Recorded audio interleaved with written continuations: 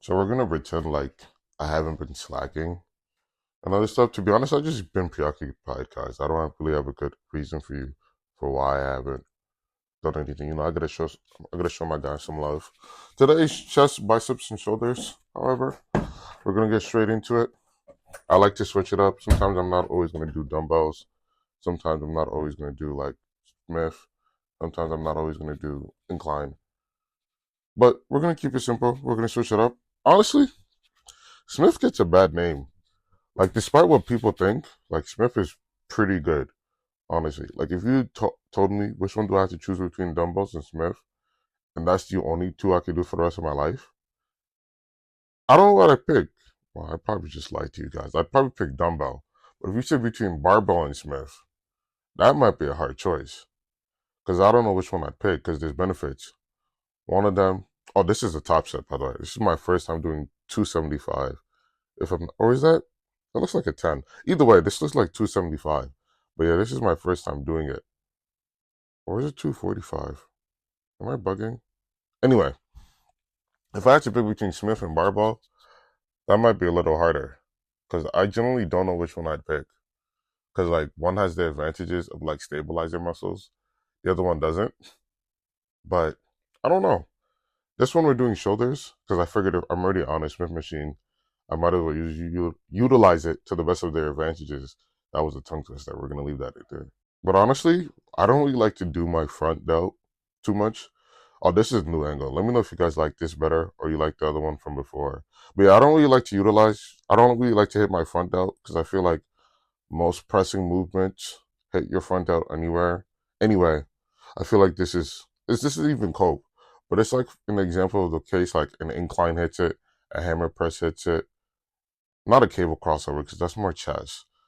But most people have overdeveloped front delts and then they forget their rear and their sides. Like, for example, me, if I were to critique my own physique, I'd say my rear delt's not as developed as my front delt just because, like, my front gets hit a lot more often than my rear. And that's just because of my fault. Like, I've been slacking.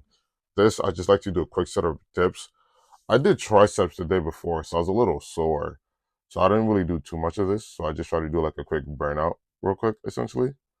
But we're back to the shoulder thing I was referring to. I feel like more people like they want that 3D boulder shoulder. Like they don't really realize how like essential it is to have like rear delts in your physique and a simple cable crossover or not a cable crossover like a rear delt fly with the cables works or even like the pec deck. Honestly, you don't have to overcomplicate it. And this one, I don't know what I just didn't even realize my face wasn't being shown, but you obviously see me. But in the case of this, I'm doing my sides, and I feel like one of the best ways to hit it is with cables. Dumbbells work too, but I feel like the tension kind of goes down after a certain extent. Hence why I like to do cables. But honestly, if I do both personally, but I probably spend more time prioritizing. There we go. Now I have like a better angle of myself. I probably spend more time prioritizing the cables in comparison to the dumbbells, just because you actually get to see what I'm doing compared to dumbbells where like the tension isn't really there. I just repeated myself. The point is, dumbbells are good, cables are better. That's basically what I'm trying to say in the long term of while I'm doing this.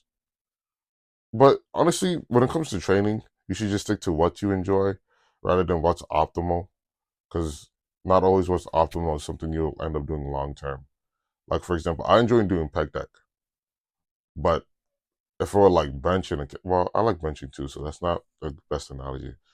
But the point is you enjoy what you do, you'll stick to it longer than compared to something you didn't enjoy doing. The man who enjoys the journey. No, I forgot the quote, but it's basically enjoy the journey, not the destination. And I also forgot I also am doing biceps, so I'm doing a quick pump with a friend because we had like 20 minutes left, and biceps don't really need that much work. I don't know if that's a hot take. I don't think it is personally. Like I feel like you could get away with 2 sets of biceps to failure because you really use your biceps when you're doing back work.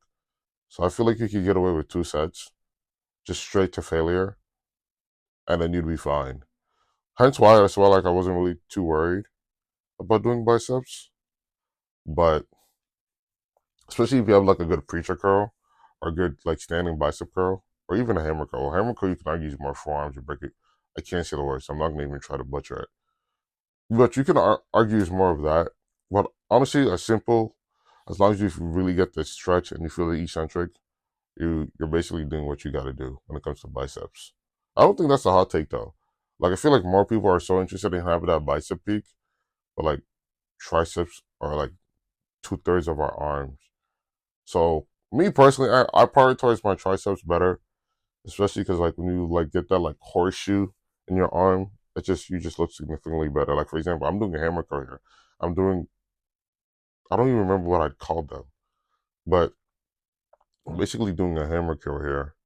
And this is more forearms too, but it also does hit your bicep. It's the best of both worlds. But let me know if you guys enjoyed.